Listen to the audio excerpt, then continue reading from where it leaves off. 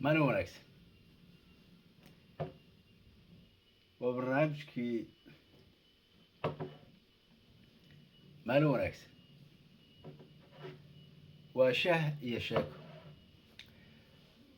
qaybtii saddexaad ee shaah iyo sheeko waxaan kusoo qaadanayaa buugga aan qoray ee qorismaris iyo sheekooyin iiga soo laabtay.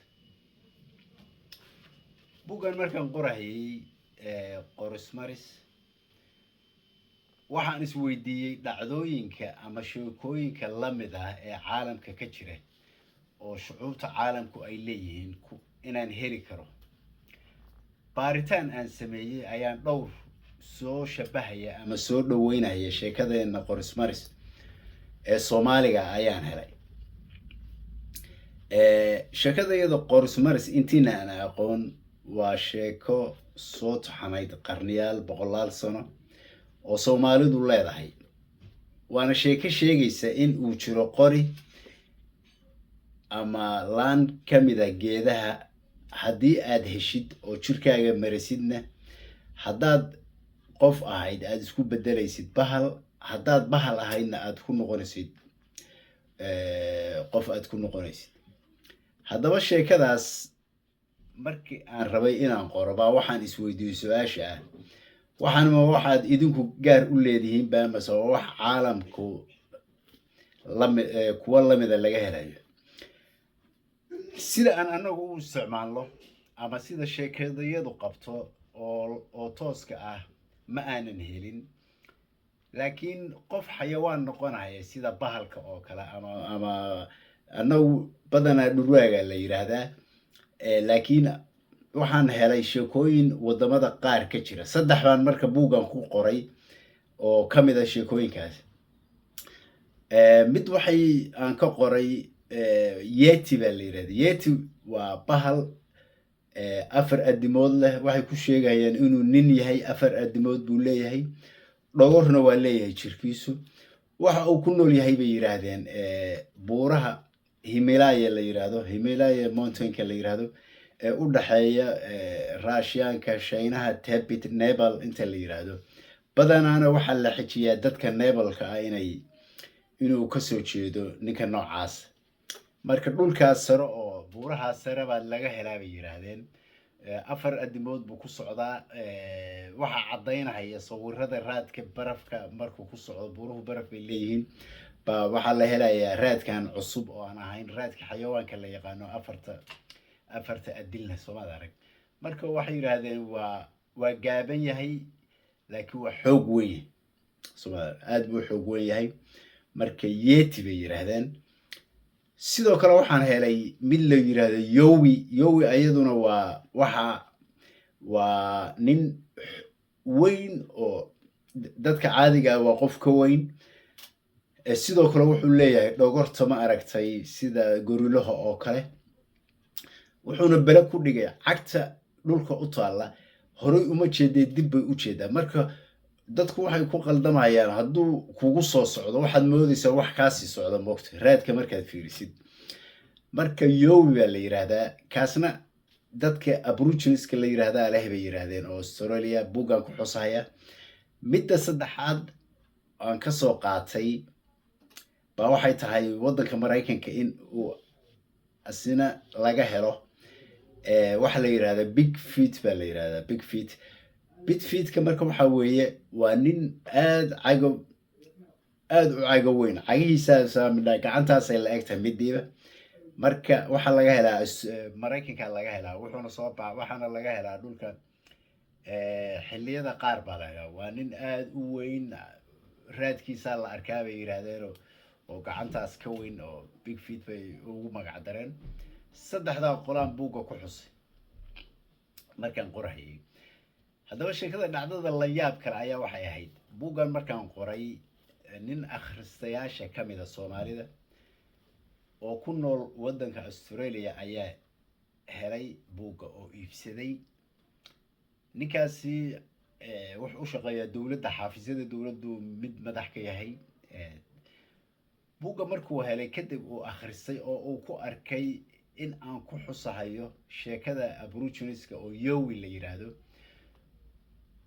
buu wuxuu u yeeray one of the directorskii xaafiiskuu ka shaqeynaya community leaderska oo aboriginiska uu yaqaanay buu sheekadii uga sheekeeyey uu buugga ka akhriyey ninkii aboriginiska ahaa community leaderka odayga ahaa wuxuu niyo wax aanan malaynayn baad ii sheegtay maanta horta waxaan rabaa buu yidhi buugga aad waxa ka akhrisay inaan helo waxaan kaloo kaa rabaa buu yidhi inaan wada cashayno rag kalaan soo wadanaya soomaad arag waayo wuxuu weydiiyey maxaa keenay in buuggan waxaa lagu qoro wuxuu uga sheekeeyey buugga titlkiisa iyo soomaalidu waxa qorus mariska ay tiraahdo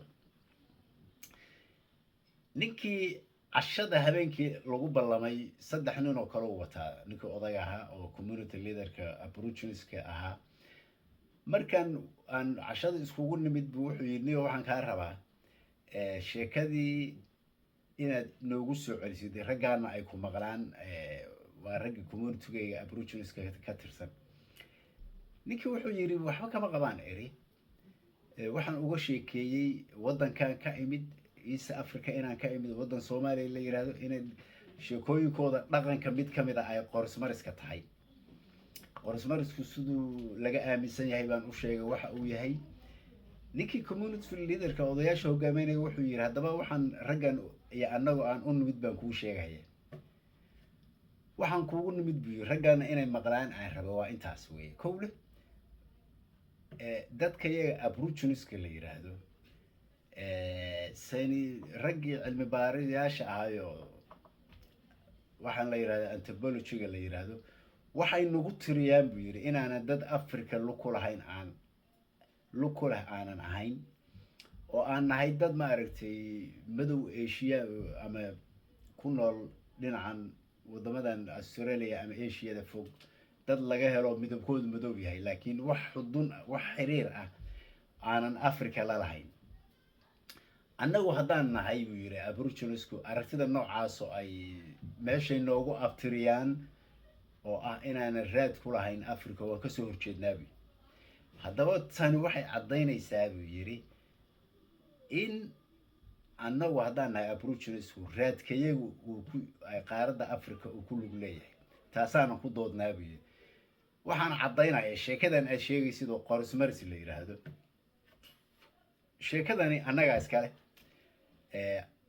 annagu haddaan leenahay oo idinkoo East Africa ka yimidna aad leedihiin xiriirka naga dhaxayay muujinaysaa dad Africa ka yimid inaan nahay isku sheeko ma noqon karno Soomaaliya marka loo laabto awoowayaashii hore waxay ka imaanaysaa inaan lu ku leenahay qaaradda Africa cadayn bayna noota